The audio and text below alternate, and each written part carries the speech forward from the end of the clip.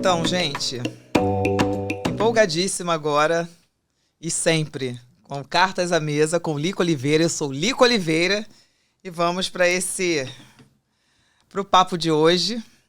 Eu já começo imediatamente abrindo a primeira carta, porque a gente não vai perder tempo, que o tempo urge e a Sapucaí é grande, né? Então é isso, a gente já está começando o programa Cartas à Mesa com Lico Oliveira. Hoje um convidado muito especial, já dei um spoiler aqui, mas eu vou começar com a carta de apresentação. Ele é carioca, e olha o jeito dele falar, e como fala, e como conta, e como encanta. Ele é professor, com 30 e poucos anos de experiência em sala de aula. É historiador, escritor, compositor, ele é um educador. As memórias das ruas do Rio, no pós-abolição, o encantou e fez dele um pesquisador. Atraído muito mais pelas resenhas dos botequins do que pelo que determina a grande história. Porque a história que o fascina, o que ele conta, traz a literatura, a poesia, a música, o ritmo do Ogã. Publicou diversos livros, entre eles Samba de Enredo, História e Arte, Para Tudo Começar na Quinta-feira, uma história dos enredos do Carnaval do Rio de Janeiro. Ganhou em 2016 o Prêmio Jabuti de Livro de Não Ficção do Ano, pelo Dicionário da História Social do Samba, escrito em parceria com Ney Lopes. Em 2019, lançou O Corpo Encantado das Ruas, também finalista do Prêmio Jabuti. Lançou também Ogum, o Inventor de Ferramentas, livro dedicado ao público infantil. Ele, que afirma que escuta mais do que vê. Ele, Luiz Antônio Simas. Seja muito bem-vindo ao Cartas à Mesa com Lico Oliveira. Simas. Opa, obrigado, Lico, agradeço o convite.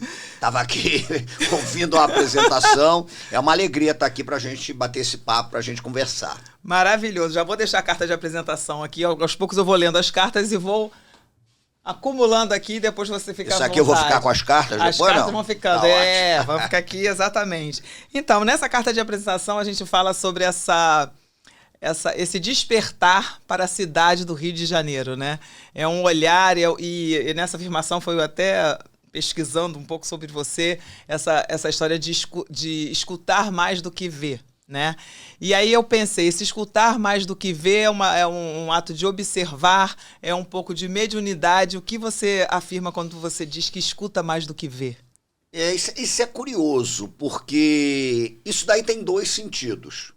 O primeiro é literal, é porque eu tenho um glaucoma congênito, que me traz alguns benefícios. Dentre eles, eu não dirijo, porque não posso dirigir. Então é curioso, porque o glaucoma, ele me tira a visão periférica, né? Mas é controlado e não sei o que e tal, então eu sempre tive uma vista meio ruinzinha. E ao mesmo tempo, na minha própria educação, desde garoto e tal, eu sempre tive a atenção mais voltada para aquilo que entrava pelos ouvidos do que exatamente por aquilo que eu via. Eu acho que é porque eu cresci numa circunstância muito curiosa. Eu cresci rigorosamente dentro de um terreiro. A minha avó era uma mãe de santo e tal, tinha um terreiro. E quando eu era muito menininho, ela me criou, as giras, né, os xirês, as festas para os orixás, encantados, entidades, aconteciam virando à noite. Depois passou a ser de tarde, mas virava à noite. E aí, a gente que era muito pequeno, dava 10, 11 horas da noite, meia-noite, batia aquele sono, a gente ia pro quarto, mandava a gente pro quarto. Série Nova Iguaçu. E a gente ficava escutando, e eu ficava assombrado, porque eu escutava os tambores, aquela coisa toda, mas ao mesmo tempo não estava vendo o que estava acontecendo. Então, de certa maneira, o que eu escutei sempre me impressionou muito, né? Foi um negócio que me impressionou bastante. E, ao mesmo tempo, eu acho que passa também por essa coisa meio de ficar observando, de ficar olhando, de ficar percebendo, quieto, né? Eu sou daqueles que, no transporte público, eu gosto de ficar escutando o que os outros estão contando, surgem boas histórias. Então, eu costumo dizer isso. Eu escuto muito as coisas. Eu acho que eu escuto mais a cidade do que exatamente vejo. Bacana. E voltando da questão da escuta e essa coisa de estar no transporte público ouvindo, uma das suas falas também diz que você escreve o público que te interessa, não que te interessa por si só por observar, mas escrever para esse público do trem que você diz que, né? Claro, isso eu acho que é interessante.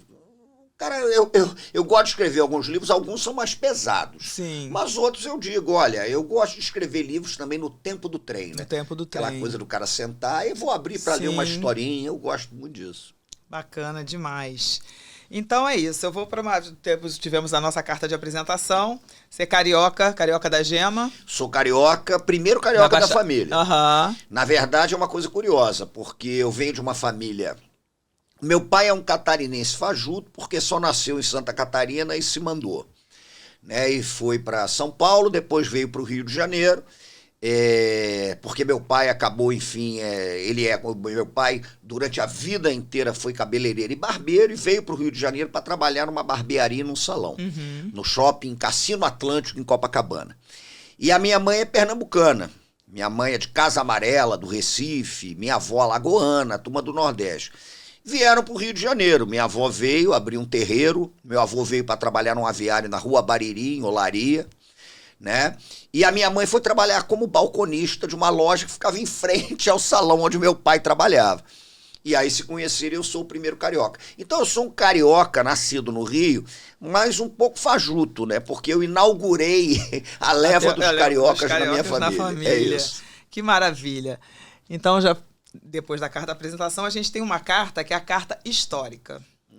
Vamos ver o que diz a carta histórica. E eu sempre elogio, olha que chique, né? Sempre os envelopes. Eu tô impressionado, aqueles envelopes com... Eu olhei e falei, pô, isso parece convite de casamento, festa de 15 anos. Tá bonito.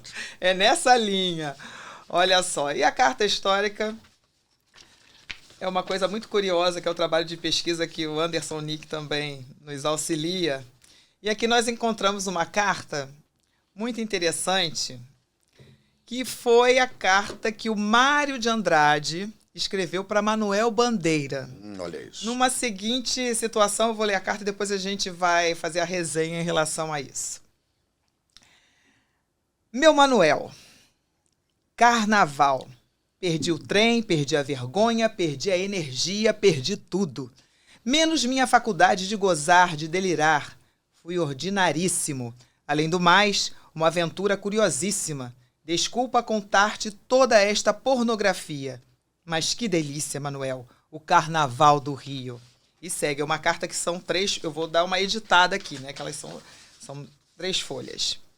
Sabes, fiquei enojado. Foi um choque terrível, tanta vulgaridade, tanta gritaria, tantíssimo ridículo. Acreditei não suportar um dia a funçanata chula, bunda e tupinambá. Assim julguei, depois de 10 minutos, que não ficaria meia hora na cidade, mas por isso talvez que tanto tenho sofrido dos julgamentos levianos, jurei para mim olhar sempre as coisas com amor e procurar compreendê-las antes de as julgar. Admirei repentinamente o legítimo carnavalesco, o carnavalesco carioca, o que só o carnavalesco pula e canta e dança 4 dias sem parar. Vi que era um puro. Isso me entonteceu e me extasiou. Entonteceu e extasiou. Manuel, sem comprar um lança-perfume, uma rodela de confete, um rolo de serpentina, diverti-me 4 noites inteiras e que dos dias me sobrou como um sono merecido. E aí está porque não fui visitar-te. Estou perdoado. Então, essa carta aqui, são 3 folhas, que depois eu vou passar também. A gente achou bastante curiosa a Mário de Andrade sendo seduzido pelo Carnaval Carioca. E ele estava a caminho de Petrópolis para encontrar Manuel Bandeira. Desistiu. Exatamente. E o Mário, o intelectual contido, né? O Mário retraído, de certa maneira, eu imagino. Então, essa carta a gente achou bastante curiosa. E esse olhar, né, que você tem de pesquisador do carnaval, desses corpos na rua, dessa coisa do carnaval. E a gente achou bastante interessante essa sedução, né, que é o carnaval carioca. Nesses idos de, não sei exatamente, não sei se tem a data aqui, mas a gente já pode descobrir depois. Ah, tem aqui, olha. Foi em 1923. Então, né? Olha aí, o Mário caindo na folia. Na folia. Então, dessa carta histórica, eu Eu li algumas coisas também falando sobre as festas tradicionais, que você diz também que as festas tradicionais, elas só existem porque a vida não é boa. Ah, não tenha dúvida. Eu achei bastante curioso. Não tenha dúvida. Então vamos comentar, fazer uma resenha dessa carta aqui de... Eu uma vez, isso é uma coisa até muito curiosa. Uhum. Eu estava conversando, foi uma entrevista para um site, não sei o que, com o Martinho da Vila. Porque tem um fato curioso. Eu morei durante um certo tempo numa casa em que morou o Martinho da Vila. Me deu uma certa louca, eu aluguei uma casa em Vila Isabel, num condomínio, e onde o Martinho tinha morado. Tanto que a minha mulher, depois que achou uma loucura alugar a casa, que eu aluguei uma casa grande, a mulher, ela desconfia que eu só aluguei porque eu queria morar onde o Martinho da Vila morou. Mas eu conversando com o Martinho uma vez, o Martinho falava muito de festa e tal, eu virei para ele e falei, Martinho, eu tenho uma impressão que é a seguinte... Meu avô gostava de falar uma coisa parecida, eu falei, a gente, na verdade, não faz festa porque a vida é boa. Porque se a vida fosse boa, você não imagina, por exemplo, um carnaval na Islândia, né? Você não imagina aquela euforia, né? Na Finlândia, o cara brincando. A gente, a rigor, faz festa porque a vida não é boa, a vida é complicadíssima, então a gente festeja, né? Porque é uma maneira de você driblar o perrengue, é uma maneira de você espantar a miséria. E o Beto Sem Braço tem uma frase maravilhosa que eu gosto muito, que o espanta a miséria é festa, né? Então, de certa maneira, eu acho que o carnaval tem essa pulsão por conta muito disso, né? Porque o carnaval do Rio de Janeiro foi disputado. Ali, essa época que o Mário está escrevendo, essa época é uma época de disputa pelo carnaval. Porque você tinha uma certa elite carioca que queria um carnaval que emulasse o carnaval de Nice, né, o carnaval de Veneza, os salões, as batalhas de confete, aquele negócio do curso, naqueles carros. E havia uma cidade profundamente afro-carioca, né, que, de certa maneira, pulsava nas ruas e foi se apropriando e construindo um carnaval. O carnaval dos cordões, o carnaval dos blocos, né? O carnaval que vai dar origem às escolas de samba. Então, esse carnaval de rua, esse carnaval do inesperado, né? É fascinante. E ele foi construindo o Rio de Janeiro. E eu adoro esse carnaval, né? Tanto que, em certa ocasião, me perguntaram qual tinha sido o meu carnaval inesquecível. E aí eu virei, me foi uma reportagem, não sei se foi um jornal de São Paulo. Eu falei, olha, o meu carnaval inesquecível foi o pior deles, porque o carnaval bom é aquele que você esquece. E foi um que eu era pequeno, eu tive que ir com meu pai, porque ele arrumou uma confusão para levar a gente para Caxambu. Meu pai separado da minha mãe, eu falei, porra, aquilo foi terrível, né? Um negócio de uma montanha, nossa senhora. Eu gosto do carnaval, eu gosto disso. Eu gosto desse carnaval que deixou o Mário de Andrade perdido. E aí, vamos falar desses corpos, né? O corpo das ruas do Rio é um corpo de festa e um corpo de luta, né? Isso. Como é que você define esses corpos em movimento, esse corpo carioca, esse corpo do Rio? Eu até escrevi numa certa ocasião que o carnaval é uma grande disputa entre o corpo e a morte, né? Porque o Rio é uma cidade muito negra, o Rio é uma cidade preta. Quando falam para mim, você estuda cultura, eu falei, não, eu estudo cultura carioca. Agora, a catástrofe da escravidão, a tragédia da escravidão, ela trouxe tanta gente para cá que a cultura prevaleceu. Então, a cultura do Rio de Janeiro, o Rio é uma cidade afro-lusitana, ela é cigana, ela é nordestina, mas ela é profundamente preta, ela é banto, né? O Rio foi uma cidade construída, a cultura do Rio de Janeiro, pelos tambores de Angola, né? Pelas comidas do dendê, por essa coisa toda, isso é fundamental. E para as culturas africanas, você não tem uma cisão entre o corpo e o intelecto, né? Há uma integração. Porque é muito complicado também a gente cair no discurso fácil de que o negro manifesta a sua sabedoria pelo corpo. Porque aí você coloca o negro como corpo e o branco como a reflexão. Pelo contrário, nas filosofias africanas o que existe é uma integração entre o intelecto e a corporeidade. Então o corpo manifesta as coisas de uma forma muito intensa. Você se expressa, né? O ser africano, o afro-carioca, ele fala de muitas maneiras. Essa verbalização nossa é uma forma de você falar, né? Mas você fala de outras formas, com outras gramáticas, com outros sentidos. Então essa corporeidade, ela é construtora da cidade, né? A cidade está no giro da baiana, a cidade está no passo da passista, a cidade está no drible, né? A cidade está na maneira como você frequenta a rua, como você constrói os seus pertencimentos, como você pratica o chão. Então a cidade tem essa corporeidade que é muito forte, né? Muito bom. E é isso, a gente vai para mais uma carta então. Vamos seguindo nessa... Já começamos com o Mário de Andrade, o negócio tá bom. Não é? E essa carta aqui, ó, essa é uma carta com um envelope não menos lindo do que o que a gente... Nossa, muito, né? De verdade. É uma carta afetiva. Vamos dizer... Uau! Vamos ver o que diz a carta afetiva ao Luiz Antônio Simas. Simão, nem eu nem você somos de rasgar elogios publicamente, menos ainda de nos expormos com relação à nossa intimidade, mas gostaria de aproveitar essa oportunidade apenas para te fazer um elogio público que acredito que precisa ser feito. Você inventou um novo e melhor eu. No caso, o remetente da carta. Nosso encontro foi do tipo que só tive poucas vezes em minha vida, com pessoas que me adivinham, que me descobrem e me inventam. Como um bom velho Cumba, viu algo nesse aprendiz de feiticeiro e botou ele para escrever, a partir de seus convites melódicos, que ia me endereçando e me obrigando a ser menos barroco, menos racional, mais musical e intuitivo, não só nas letras de nossas canções, mas em toda a escrita. Grandes pessoas em nossas vidas são sempre assim. Somos outra pessoa depois dela. E esse cara, que tem a honra de te chamar de parceiro, é um cara muito melhor, inclusive na filosofia que faz, botequinada pelas suas aulas, macumbada pelos seus poemas e sambizada pelos seus textos. Para não me alongar, lembro que um dia seu Sete Encruzilhadas deixou um recado de que eu teria encontros muito importantes na minha vida. Logo depois te conheci. Um tempo depois, Caboclo Lírio Branco disse que você ia romper minha armadura e deixar a Oxum falar mais. Não entendi naquele momento, mas hoje, a cada alaiá-alaiá que você me manda, vejo que minha guerra agora não é apenas aquela com a espada que a academia me exige, mas essa outra, doce, encantadora e que me enche de alegria a cada resposta que te ofereço em forma de letra. Obrigada, parceiro. Sabe de quem é essa carta? Rafael Adoc Lobo. Rafael Adoc Lobo assina. Eu fiz essa transgressão com ele. Rafael é um grande filósofo. Pô, a carta é emocionante. Maravilhosa. Rafael é um grande filósofo, né? Um cara especialíssimo, doutor em filosofia, especialista em Derrida e tal.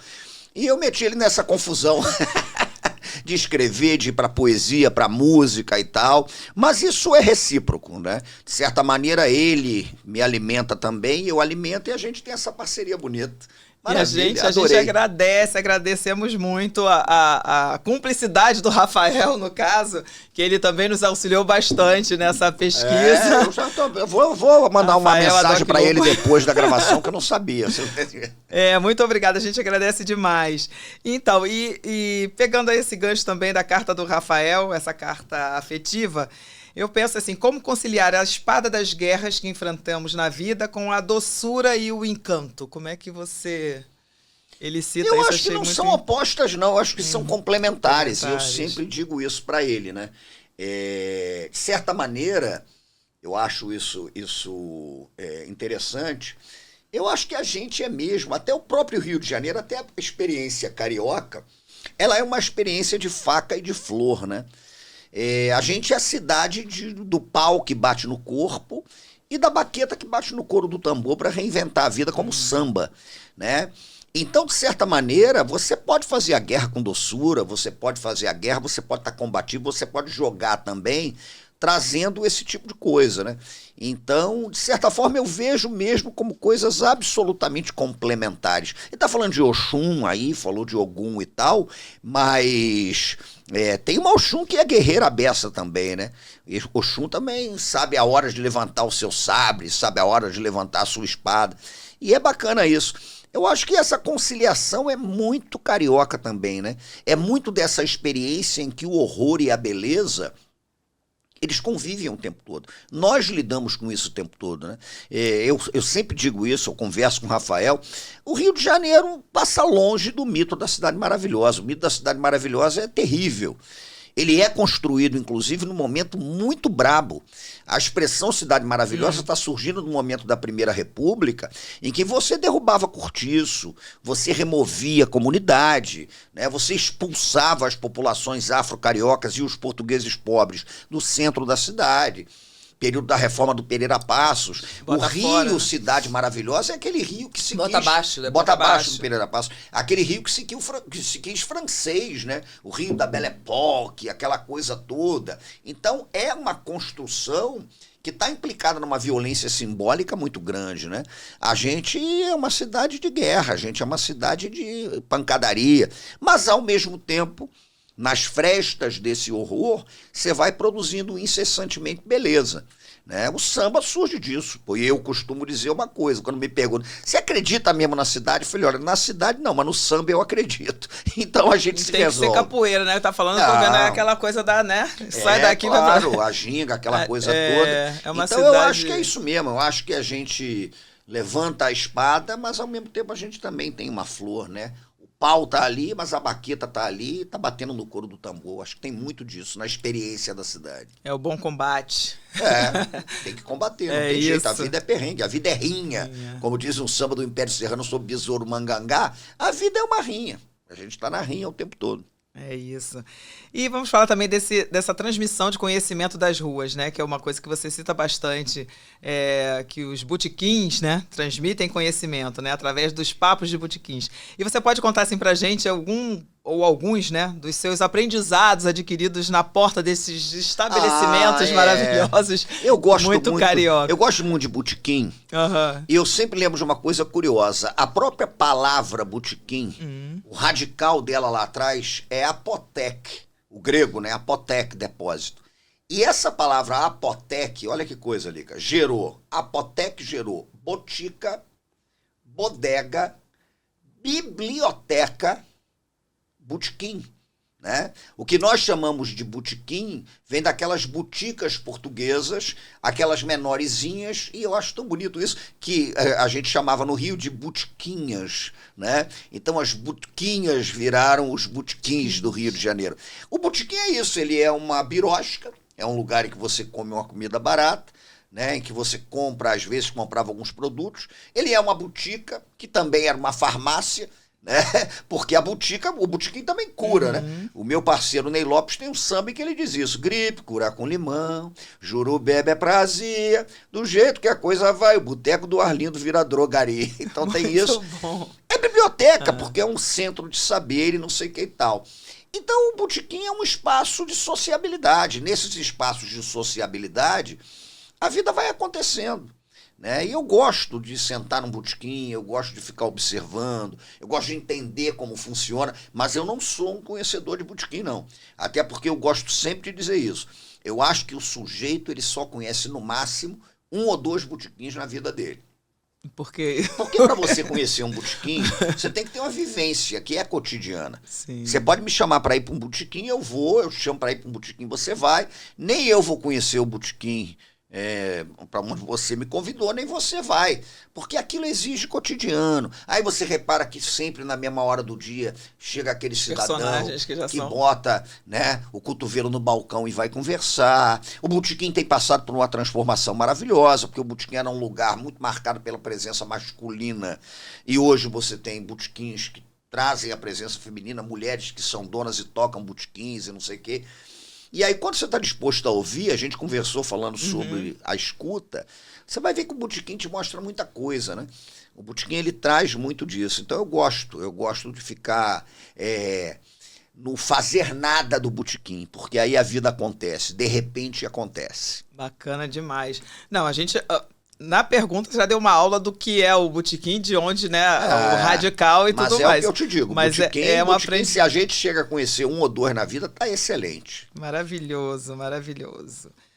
Agora nós temos mais uma carta aqui, né, já aprendemos também a questão. Essa carta nesse envelope verde musgo. Um envelopinho mais... Olha... Verde musgo, tá bonito. Lindo, com esse detalhe aqui, né, que não só eu. Nós temos a carta do patrocinador. Patrocinador? Olha que chique, porque é uma carta muito necessária. E eu sempre falo e é um momento muito interessante, inclusive para a gente, né, para isso acontecer, que esse programa é um sonho de muitos, né? E a gente está realizando, né, esse convite que a gente fez e está realizando, está recebendo aqui no My Spot Studio. Então, essa é muito importante, a gente valoriza, e veio nesse envelope potente e diz o seguinte: a equipe My Spot Studio agradece sua presença em nosso estúdio e que o afeto e o encanto das suas falas e das suas escritas encontrem morada neste espaço e se estabeleçam durante o tempo que passar aqui com a gente. Sabemos que você prefere as calçadas das ruas, mas esperamos que aqui também você esteja se sentindo acolhido. Além disso, como um estúdio audiovisual, que assim como você valoriza muito a oralidade, esperamos ser capazes de registrar ensinamentos e sabedorias de quem passar por aqui e eternizar estes momentos para muitas gerações. Mesmo que nossas câmeras e microfones não tenham a sabedoria dos griots, que eles consigam humildemente ser contadores das histórias que ouvimos por aqui. Um abraço de todos da equipe My Spot Studio. Maravilha. A gente agradece demais também. Eu é que agradeço. Estamos aqui no clima de calçada. Clima, tá bonito. É isso, a gente super agradece porque a realização dessas questões, né, de estar fazendo um programa como esse, de levar tanto na questão do áudio e do vídeo também, a gente tem que contar com essa parceria incrível da equipe do My Spot Studio. Super obrigada na figura da Mônica, do Pedro e equipe, por favor. Agradeço. Trouxemos a calçada para cá. Trouxemos. Muito obrigada, isso é muito importante. E vamos seguir, né? E essa carta aqui, com esse brasão, nesse envelope aqui, off-white. Essa tá no estilo do Império. Essa aqui, não é? Olha ali. Com brasão e tudo. Brasão, caramba. E essa é o Cartas... não, essa não, Cartas para mim.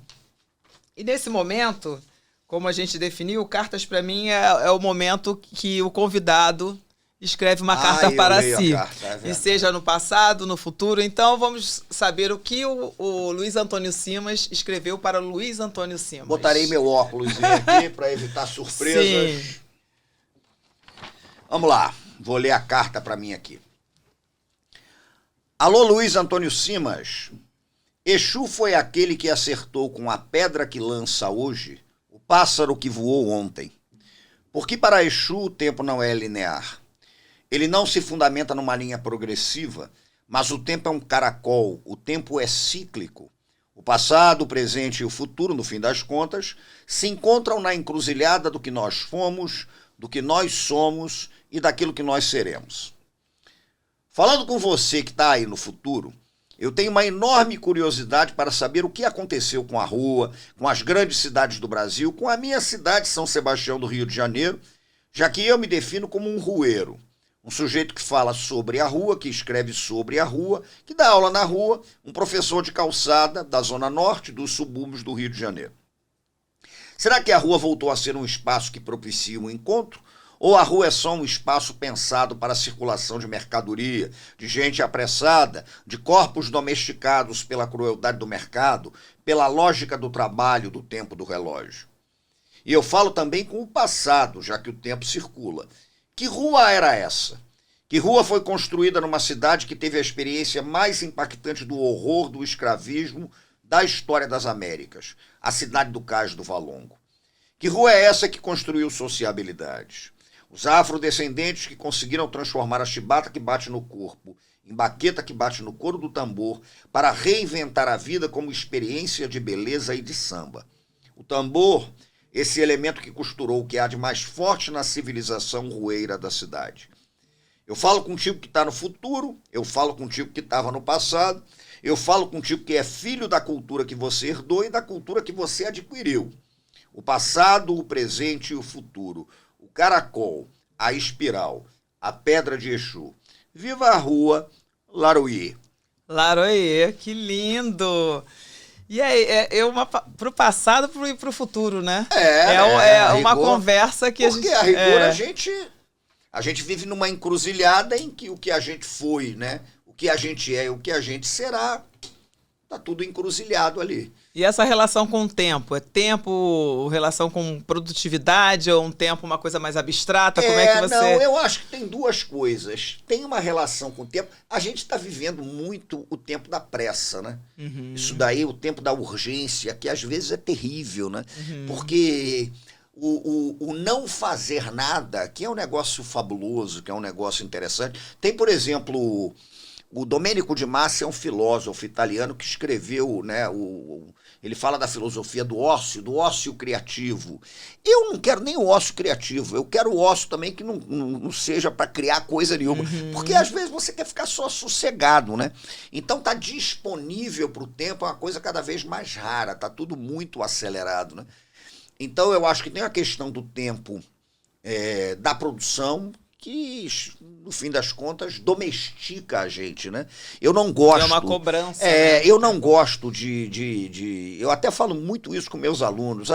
Porque o tempo nos escraviza. Eu não gosto de dizer isso também, porque eu acho que a gente tem que ter um cuidado enorme com essa expressão, né? Porque ela traz uma carga que é um negócio muito mais sério. Mas, de certa maneira, o tempo nos domestica, né? O tempo nos coloca em redomas, que é complicado. E, ao mesmo tempo, você tem uma questão da temporalidade que é de um tempo que transcende a tudo isso, né? O tempo da ancestralidade. Porque você traz, eu falo nessa carta, uma cultura herdada, né? Você é filho daqueles que vieram antes. E, ao mesmo tempo, você está na encruzilhada daquilo que você foi adquirindo, né? Então, quando você... consegue entender esse jogo entre a cultura que você herdou. Estou vendo até essa foto que é maravilhosa. A cultura que você herdou e a cultura que você adquiriu, né? Eu acho que isso propicia um encontro com o tempo numa dimensão mais profunda, que é o fato de que você é filho do que foi, né? É filho do que está acontecendo e você vai ser filho e pai daquilo que virá, né? Então, acho que o tempo tem essa dimensão bonita. Que maravilha. E a foto que a gente viu era... A foto que a gente viu sou eu, garoto, e o tempo? E continuo sendo, né? Sim. Na verdade, é o que permanece. E que tempo era? Isso aí eu devia ter uns 6, 7 anos de idade, eu era um ogã já, né? No terreiro da minha avó, terreiro que era de Xambá, né? O terreiro que traz a tradição ali dos candomblés do Recife e tal. E eu tô ali com o tambor, né? Porque o tambor me alfabetizou, né? Eu fui um sujeito que, antes de amar o livro, amei o tambor, né? O tambor me contou as primeiras histórias. Eu costumo dizer isso daí, que eu acho que é muito sério. Como eu tive uma iniciação muito pequenininha, porque eu venho de uma família de terreiro, então essa foto eu era muito menino, eu já estava ali e tal, dedicado à função do ogã de toque, né? O alabê. De certa maneira, o tambor me contou, tá aí ela. O tambor me contou as primeiras histórias. Estou eu com aquela cara espantada, no terreiro, batendo o tambor, né? Aquele tamborzinho. E o tambor me levou ao livro, né? Esse é um detalhe interessante. E você fala muito também de ritmos, né? Falando que o seu texto é um texto que tem ritmado, que tem que ter ritmo. E essa coisa dessa influência da música. Da musicalidade, a gente falou de cor, falamos de tudo, de movimento. Desse negócio, porque... a música de terreiro, ela não é uma música que é feita para que você escute, ela é feita para que o teu corpo se integre a isso, né? Há uma amálgama, porque o tambor e o corpo acabam virando uma coisa só. O tambor é uma entidade também, né? O tambor é um ente, então eu acho que eu vejo, e tudo volta, olha o ciclo aí, voltamos à primeira pergunta que você me fez. É escutar. Né? É o ritmo do tambor, então eu penso muito nisso. Quando eu escrevo, eu imagino muito isso, né? Essa escrita ritmada, que ela vai ali, né? na batida do tambor, eu gosto muito disso. Que bacana. E a gente está no momento também, talvez, de entender, eu digo de entendimento, né, do grande público, a questão de Exu, né? Sim. E aí tem uma frase que você diz que Exu é o princípio organizador do mundo. Sim, né? Laroye. É o princípio então, de organização do mundo. E aí só para comentar essa frase e a gente entender onde está em todas as coisas, como é que a gente... Quando a gente fala de Exu, que é um orixá poderosíssimo, é uma entidade indefinível, né? A gente não consegue definir de certa maneira, mas Exu é um princípio cosmogônico da movimentação da vida. Né? Então, há Exu em tudo que está vivo, né? Tudo que comunica. Claro, tudo que comunica. Exu é o Enugbarijó, Exu é a boca que tudo come. Exu é o Bará, ele é o dono do corpo, né? O Elebara. Exu é o Odara, é o senhor da alegria. Então, é um princípio de vida, é um princípio de vitalidade, né? E Exu é tão assustador nesse sentido, por sua beleza, pelo assombro, pelo espanto que ele traz, que aqueles primeiros missionários que chegaram, né, na região em que Exu era cultuado, na África, eles tomaram um susto muito grande, né? E acabaram vinculando o Exu àquilo que não pode ser controlado, ao mal. Né? Ao demoníaco. Quando a rigor, Exu é a boca que tudo come, né? Exu é antropofagia, ele é a boca que tudo come e devolve aquilo. Né? Exu é representado, por exemplo, em algumas regiões da África, como aquele que fuma o cachimbo e toca a flauta. Ele fuma o cachimbo para ingerir, para absorver as coisas que estão ao redor dele, e ele devolve aquilo de uma outra maneira, como beleza, como vitalidade. Então é um princípio muito bonito de organização do mundo. Muito bom, muito bom. Temos uma carta aqui. Como é que a gente está de tempo? Estamos bem de tempo? Tá lindo, tá fluindo. Então temos como a resenha vai se estender. Então, mas aí precisamos cumprir aqui. Eu sempre fico muito admirada com cada envelope. E nesse aqui é uma carta surpresa, viu? Simas. É o seguinte. A carta surpresa, o remetente diz o seguinte: educação consiste principalmente naquilo que nós desaprendemos. Mark Twain. Ele cita e vai começar. Mas a gente costuma achar que aprende apenas com o monumental, o datado, o contabilizado, o murado pela escola. Luiz Antônio Simas me parece, então, um educador de mão cheia, porque vai buscar na história extramuros, isto é, nas ruas, a dispersão ontológica e orgânica dos saberes, como um beneditino das histórias mínimas, jeito machadiano de caracterizar as crônicas, ele restitui com sabor literário a vida subterrânea, se não esquecida das comunidades. Simas é um tipo novo de intelectual na paisagem brasileira. Pesquisa, pensa, arrisca. Isso já se fazia, alguém poderá dizer. O que faz Simas? Tudo isso sem chatear ninguém. Imagina de quem seja essa carta? Não, isso daí não, de que é? Muniz Sodré. Que isso, meu ídolo. Passa as mãos que aqui. Maravilha, que alegria. Nós ficamos também muito contentes quando que fizemos maravilha. O contato com o mestre e ele... eu estou devendo um almoço para o Muniz Sodré, eu digo aqui, porque antes da pandemia nós tivemos a oportunidade de dividir uma banca e depois o Muniz, que é uma referência para mim, pagou um almoço ali na UFRJ. Se ele tiver ouvido esse programa, eu prometo, Muniz, eu vou te procurar. É um gênio. Muniz, para mim, é o grande intelectual brasileiro. E eu adorei a frase. O Mark Twain tem outra frase que eu adoro, que ele diz que chegou no momento da vida que ele só lembrava das coisas que não tinham acontecido. Então, que maravilhoso! Na infância, aí, olha, eu só lembro do que não aconteceu e não sei o que e tal. E uma vez, inspirado nele, eu quase tive a ideia de escrever. Vou escrever um dia ainda, mas ainda vai demorar. As desacontecências, né? Isso é muito bonito. E o Muniz é maravilhoso. E isso aqui eu vou guardar isso aqui com o maior carinho, porque realmente é uma referência fundamental para mim. E esse ato de desaprender, né? Que no caso, desaprender. Você, Luiz Rufino, falam no livro Fogo no Mato, né? Que essa aqui Isso. foi uma pergunta do Nick. No Fogo no Mato, a ciência encantada das macumbas. Sobre a Isso. necessidade de se ter no Brasil uma deseducação, né? Isso. Precisamos desaprender e deseducar. Isso. Eu acho que é mais ou menos por aí. Sabe por quê? Eu escrevi isso no Fogo, com o Rufino, um parceiro maravilhoso. Eu tenho um texto do Pedrinhas Miudinhas, que é um livro que eu escrevi, que fala um pouquinho sobre essa questão. A gente confunde muito aqui escolaridade com educação, né? E é claro que a escolaridade pode e deve encontrar educação, é importante que seja assim. Mas a educação é um fenômeno que vai muito além da escolaridade. A educação acontece na rua, a educação acontece no botequim, a educação acontece no terreiro, acontece na igreja, a educação acontece num campo de futebol, a educação acontece numa quadra de vôlei, a educação acontece numa roda de capoeira. É um fenômeno educativo, né? Em brincadeira de criança, tudo isso está acontecendo. E, de certa forma, sobretudo a escolaridade no Brasil, com exceções maravilhosas, mas que infelizmente confirmam a regra, ela sempre foi uma escolaridade muito pautada por uma perspectiva de mundo que é muito eurocentrada e muito, de certa forma, domesticadora, né? A escola que a gente tem, por exemplo, ela é uma adestradora de corpos.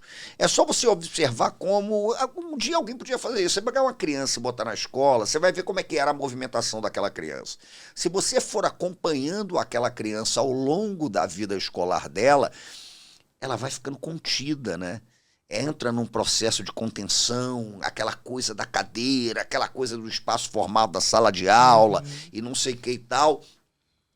E me impressiona muito, quando eu falo da deseducação, me impressiona muito como nós somos educados ainda, infelizmente, melhorou, mas continua sendo uma luta que tem que ser travada. Mas nós somos educados numa perspectiva que é uma perspectiva de negação daquilo que a gente pode ser, né? A gente continua, infelizmente, tendo uma educação no Brasil em que, na maioria dos lugares, e antes era pior, repito, tem mudado, mas você, por exemplo, eu como professor de história, eu tenho que pegar um currículo em que eu vou dar 2, 3 semanas de aula sobre o Renascimento, e é importante, porque o Renascimento tem que ser conhecido por todo mundo, mas eu não vou falar nada, por exemplo, sobre a arte brasileira, sobre a arte indígena, sobre a arte africana. Então uma criança vai sair do colégio sabendo que Leonardo da Vinci pintou a Mona Lisa, e repito, tem que sair sabendo que ele pintou a Mona Lisa, mas não vai conhecer a beleza das máscaras de bronze de Leifé, da beleza da cerâmica do Marajó, dessas coisas todas. Então essa pluralidade, esse sentido de mundo, né, é uma aventura que a gente tem que vivenciar. Então, quando falo de deseducar, quando falo de desaprender, né, isso que Muniz cita belamente do Mark Twain, é nesse sentido mesmo, da gente estar aberto para a alteridade, né, estar aberto para outro tipo de conhecimento, estar aberto para outro tipo de relação, e pensar o fenômeno educativo como um fenômeno integral. Você está se educando o tempo todo. A gente está aqui trocando informação, a gente está se educando, né? E o Guimarães Rosa tem aquela frase que eu acho genial também, né? O mestre é aquele que de repente aprende. Então você está ali, subitamente, de repente, né, você pode aprender. Eu acho que é um caminho, mas tem que estar disponível para isso. Sim, ter o espaço para... Claro, e eu gosto da rua por causa disso, né? Essa disponibilidade, porque a rua te tira de uma certa zona do conforto, né? Uma vez eu até escrevi uma coisa meio sobre o Rio de Janeiro, que, a rigor, eu não busco zona do conforto, mas eu busco me sentir confortável na zona. É boa. Confortável na zona funciona. A rua traz o extraordinário. As próprias escolas hoje, elas não abrem muito espaço para a alteridade, porque em geral são alunos e alunas que pertencem à mesma categoria social, têm mais ou menos o mesmo padrão de vida, as famílias mais ou menos transitam no mesmo campo imaginário. A rua te coloca diante do extraordinário, do outro, inusitado, da outra, né? do inusitado, né? Da surpresa, daquilo que acontece. Você, e exige uma preparação maior. Uma preparação, claro, e aí você vai... E isso tudo é educar, né? Isso tudo é a sabedoria de você entender a lógica do jogo, porque é um jogo. E a gente está vivendo muito em caixote. Eu vejo uma criançada que vai do caixote do apartamento para o caixote do carro para o caixote da escola, o caixote da escola para o caixote do shopping, e aí volta, não sei o que e tal. E aí hoje já tem aplicativo para soltar pipa em telefone celular. Meu Deus. Tem. E aí é complicado. Então. É impossível não fazer o recorte da violência, né? Das grandes cidades. Sim. No caso do Rio de Janeiro, a gente, infelizmente, não tem como não colocar atravessando esse caminho aí das ruas a questão da violência. E como lidar? É muito complicado. É complicado. Né? O Rio sempre foi violento. Uhum. Essa coisa, o Rio está violento. Nós somos uma cidade que foi forjada em cima de extermínio dos indígenas. Nós somos uma cidade que traz 300 anos de chibata. Nós somos a cidade do Cais do Valongo. Nós somos a cidade da experiência do horror, né? Ao mesmo tempo, nós somos a cidade que construiu espanto, assombro, beleza, esse negócio todo o tempo inteiro. Então, a gente lida com isso o tempo todo. A história do Rio, ela é uma história marcada por essas violências todas. Violências físicas, violências simbólicas e tal, né? Violências que atingem, sobretudo, os corpos afro-cariocas. Isso é de uma evidência completa, total e absoluta. E acho que lidar com isso, primeiro, é não varrer para debaixo do tapete. Porque não adianta a gente embarcar no mito que tá tudo legal, vamos botar o nosso Havaiana, eu vou comer biscoito Globo e tal, porque o pau tá comendo. Evidente, é pesado. Tanto que a coisa que mais me espanta no Rio de Janeiro, me causa um estranhamento. Eu estudo muito por causa disso. Como é que, diante do horror, você ainda consegue construir sentido de vida? Né? Isso é espantoso. Isso é espantoso. Então, esse mito da nossa, digamos... Não vou usar cordialidade, porque quando o Sérgio Buarque falava do homem cordial, o homem cordial do Sérgio Buarque de Holanda não é afável. Cordialidade é uma outra coisa. Mas esse mito do carioca afável, né? Dessa vida malandra... Não. A gente inventa a vida no perrengue, mas o tempo todo a gente está clivado por experiências de violência o tempo inteiro. A nossa história é muito marcada por isso, né? E tem que se encarar isso o tempo todo, e tem que se lutar contra isso. E é um combate que passa por diversas frentes. É um combate que passa pela escola, é um combate que passa pela rua, é um combate que passa pela consciência dos próprios agentes desses processos de violência. É um combate que passa hoje pelo protagonismo, que tem que ser o protagonismo mesmo da mulher, tem que ser o protagonismo do negro, tem que ser o protagonismo da preta, da diversidade sexual. É por aí, não tem outro jeito. O Brasil não vai para lugar nenhum se depender de ser um arremedo, como eu, por exemplo. Um arremedo de alguma coisa que nunca não foi. Tem, imagina isso, né? Você vai olhar para mim, por exemplo, daqui não vai surgir solução nenhuma para o Brasil. Não vai. E a gente tem que reconhecer esse tipo de coisa. E eu sempre digo uma coisa curiosa, Lica. Eu, por exemplo, eu só falo dessas questões todas na dimensão de uma proteção, por exemplo, de cor de pele que eu tenho. Isso é básico. Né? E você tem que ir adquirindo também, você tem que ir refletindo sobre isso. As chancelas que a sociedade eu sinceramente, eu vou te dar um testemunho aqui que é básico. Eu, quando era moleque em Nova Iguaçu, abri uma Lojas Americanas, era loja americana, não lembro, no centro de Nova Iguaçu. Eu convivi sempre com muito menino preto por conta da macumba, né? E tal, é o branco, não sei o que e tal. Eu ainda bem não fui aquele menino branco que só convivia com outros brancos, porque a macumba me civilizou, me salvou. O terreiro me salvou, não tenho dúvida nenhuma quanto a isso. E é curioso que a gente ia pra loja e tinha um negócio de uma bala de leite, que era bala Kids de leite. E a gente montava uma estratégia... parece engraçado, mas depois você ganha consciência disso, bate forte. E eu só tive essa consciência anos depois. Então a gente fazia um truque. Porque os seguranças da loja, negros, achavam que quem podia estar querendo roubar bala eram os meninos negros. Então a ideia era a seguinte: os meninos negros, nossos amigos, ficavam ali disfarçando e tal, os seguranças de olho neles, e nós que éramos os branquinhos roubávamos a bala. E a princípio, porra, a gente tava ali numa onda de maneiro e tal, depois distribuía a bala a todo mundo e tal. Muitos anos depois é que eu fui ter essa consciência. É a consciência de entender que a coraça me permitia furtar balas acima de qualquer suspeita. Então isso daí é crucial e eu falo desse lugar, né? Evidente, eu falo desse lugar. Então tudo isso é o espanto em que a gente vive, a gente tem que encarar esse tipo de coisa, né? Fugir não dá, eu ainda mais que não vou sair daqui de jeito nenhum mesmo, não tem condição, né? Mas eu acho que é muito por aí. E é isso, é enfrentar esses dilemas todos aí.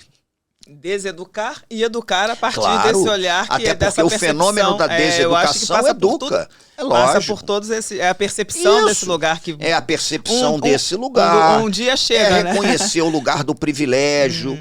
E quando falo reconhecer o lugar do privilégio, não é numa dimensão que eu acho escrota também, que é aquela dimensão da culpa cristã, que não. Que aí fica terrível, porque aí você cai numa solidariedade culposa, né? Que é chata, é um negócio. É mesmo você ter consciência do que é esse país, do que a gente é forjado, do que a gente é feito, né? De uma história que é alimentada por experiências de horror. Como é que se construiu o sentido de beleza, mas dentro de uma dimensão terrível, horrorosa, violenta, esse tipo de coisa. É reconhecer e cair para fazer dentro. Exatamente. A gente precisa. Eu vou voltar então à questão da musicalidade, que a música está em tudo. Aqui nós estamos nesse momento conversando, esse papo está muito, muito gostoso. Eu gostaria de saber o seguinte, qual seria a música que poderia servir de beijezinho, para ambientar aqui a nossa conversa? O que você escolheria, já que você diz que a música está em todos os lugares? Que música estaria aqui neste momento? Desse papo? Eu acho que é um samba. Deixa eu tentar, eu lembro dele. Mas é um samba de 1984, 83, Em Cima da Hora, do Guará, uma escola do Grupo de Acesso do Rio, que a Jovelina Pérola Negra gravou. Uma música que se chama, um samba que se chama 33, o Destino Dom Pedro II. Porque é uma viagem de trem da Central, aquele perrengue. E é um samba que, ao mesmo tempo que fala do horror, do perrengue que é você lá no trem, brabo, como é que ali vão se construindo espantos miúdos de vida, né? É um samba bonito, é lindo. Como? É um trechinho, uma palhinha aí? Porque você chegou, já foi elogiada a sua voz, eu também. Não, mas eu não sou cantor e tal, mas é um samba que fala mais ou menos assim. A viagem de trem. Vamos sublimar em poesia a razão do dia a dia, pra ganhar o pão, acordar de manhã cedo, caminhar pra estação e chegar lá em Dom Pedro a tempo de bater cartão. Não é mole não, não é mole não. Com a inflação, sustentar as regalias do progresso da nação. O suburbano, quando chega atrasado, o patrão mal-humorado diz que mora logo ali, mas é porque não anda nesse trem lotado, com o peito amargurado, baldeando por aí. Imagine quem vem lá de Japeri, imagine quem vem lá de Japeri. Ao ver a menina do laço de fita batucando na marmita pra ver o tempo passar, esquecendo a tristeza quando o trem avariar, esquecendo a tristeza quando o trem avariar. E na viagem tem jogo de ronda, de dama, xadrez, vendedores ambulantes e sambistas tiram onda de artistas no famoso 33. O trombadinha quase sempre se dá bem, o paquera apanha quando mexe com alguém. Não é tão mole andar de pingente no trem, não é tão mole andar de pingente no trem, não é tão mole andar de pingente no trem. Não é tão mole andar de pingente no trem. Eu acho uma muito bonita. Jovelina Pérola Negra. Que maravilha! Grande Jovelina Pérola Negra. Nossa, que incrível, maravilhoso. É isso. Olha, Luiz Antônio Simas, é isso. Nossa, que aula, viu? É um bate-papo, mas que a gente vai se alimentando desse saber das ruas, dessa pessoa que tem esse olhar sensível e que gosta muito, sabe, dessa gente do Rio de Janeiro, porque tem que gostar, né? Com toda a crítica que você falou, não tem como. É gostar e gostar muito, não é pouco não. Então a gente super agradece, a gente tem plateia aqui também, queremos...